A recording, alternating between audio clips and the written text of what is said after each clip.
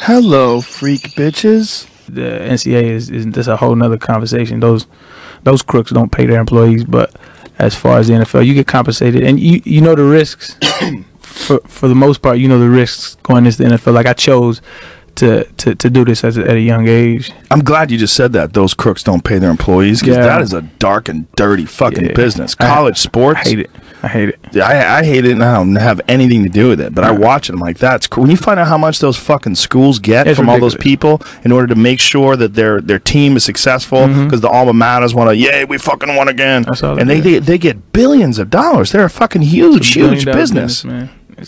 And the athletes don't get paid anything. Nah, man. I've told many times. I've told my side of that story, man.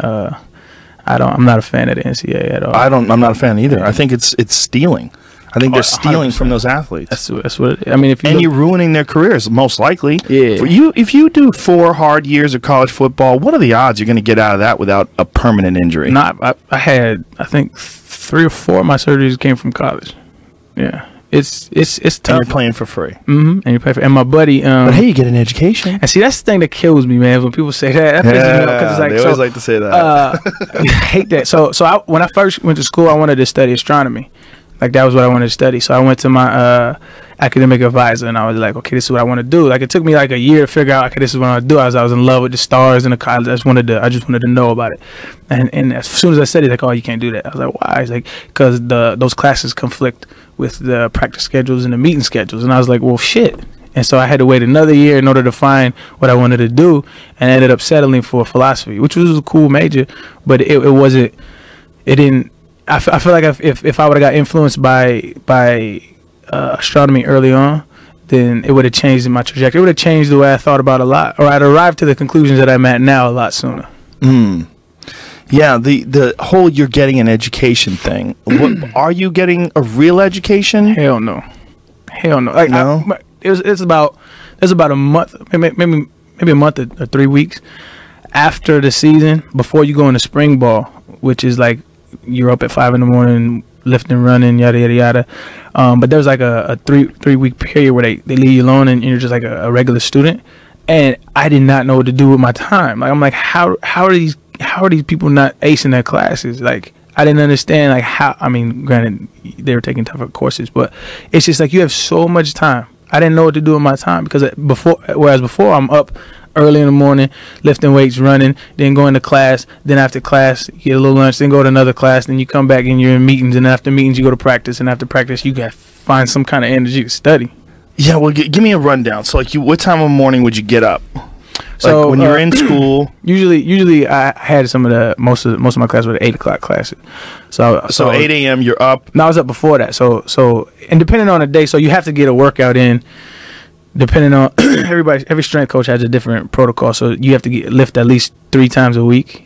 2 to 3 times a week, and so you either lift before class or before practice or after practice. So you have to find your time. After practice got to be hard, right? Yeah, you're exhausted. Really. Then you're just kind of going through the motions. So, but do you want to do it before practice? Because then you might be tired when you go into practice. You might not perform up to the best of your abilities. I was not the best at that. I used to get in trouble a lot, because I was like, dog, there's no way you guys can expect me to do all of this shit. I used to get in trouble a lot for skipping weights.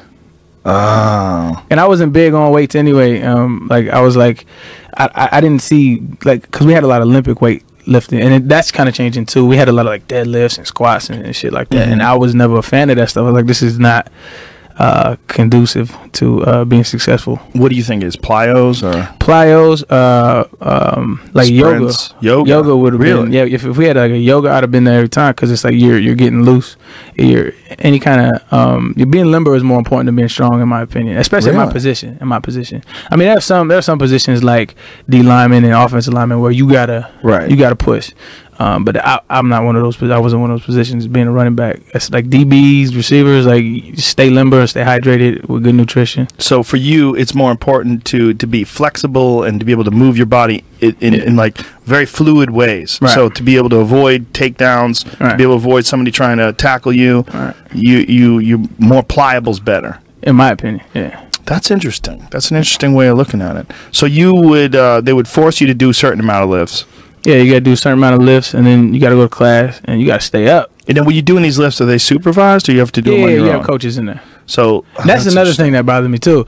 Was like I was like a rebel, man, because it's like they would follow you around the weight room, right? Because some guys liked to try to jerk the system, and I'm like this is what I want to do in my life. Like I'm not gonna cheat myself. Like stop following me around. Right, it was alone. Yeah, it was like weird. And then they have class checkers that follow you, make sure you go to class. Class checkers. Yeah, and it's just like, bro, like I just feel like a little kid, man. Like get out of my face. And so like after a while, that just wore on me, and like the whole system wore on me.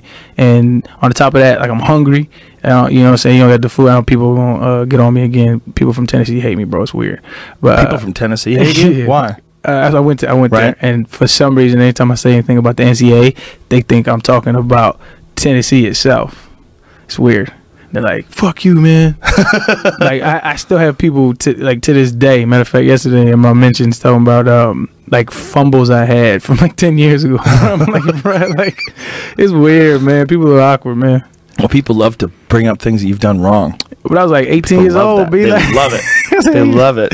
It's funny, man. It is funny. What are you gonna do? So you would get up in the morning and you would have to figure out when you're. So would you schedule your lifts in? It's not necessarily a schedule. It's more like a whatever suits your schedule the best. So if you have an 8 o'clock class, you get up. You either go before class or whenever your break is during. And how many classes are you doing a day? It's probably like 2 or 3. And what, you're supposed to keep up a certain GPA? Yeah, 2.5. So you have to keep up a 2. What is that, like a C average or something? Like C average. So you go to your class, you do whatever you got to do, and then how many times a day are you practicing? Once a day. Once a day. You have meetings. Meetings are like an hour 30. And the meetings are essentially like going over strategy and you get your playbook, your game plan. Watch film on the other team or yourself. Is it hard to motivate yourself watching all that shit? Yeah, after a while, for me, because like my quarterbacks are different. They don't have to exert as much physical energy as we do, and they're more on a mental game. So they have to know the defensive games that the defensive coordinator's playing, right? So what coverage they're in, what the safeties are doing. They have to know all that. As a running back, you kind of have to know, but not as much. You kind of just have to know where the blitzes are coming from. I don't want to bore you with the intricacy, but after a while, like I didn't need to watch much film in order for me to get my assignment done. So a lot of the time, I'm just sitting there wasting time. A lot of guys feel like that too.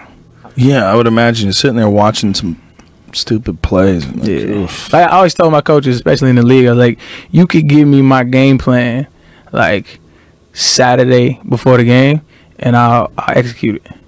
Like I think a lot of what they do in the NFL is just reinforcement. It's just over and over, and it's repetition. And after a while, especially if you're a veteran, like you don't need. That's why Brett Favre, like when he was deciding on whether to come back or not, he was like, I would love to, but all that other shit, I don't like doing all that. The meetings and the that's what kept him back. Yeah, man. It just gets old. It gets super old, man. Like you don't. If you know what you're doing and you are well versed in your craft, you don't need half of that shit. And this is terrible for the younger cats that are listening to this. Yeah, wow. Y'all need it, man. Well, there's something about a guy like Brett Favre too, with all that fucking gray hair, all grizzled old veteran. He's a goat, man. Still wanting to do it. He's a goat, man. Crazy, right? He's a goat, man. It's just crazy that he still wanted to do it. I mean, how many times has that guy been dinged? That's what I'm saying. They don't get hit a lot though. Like get hit enough. Yeah, I mean, Jim McMahon's all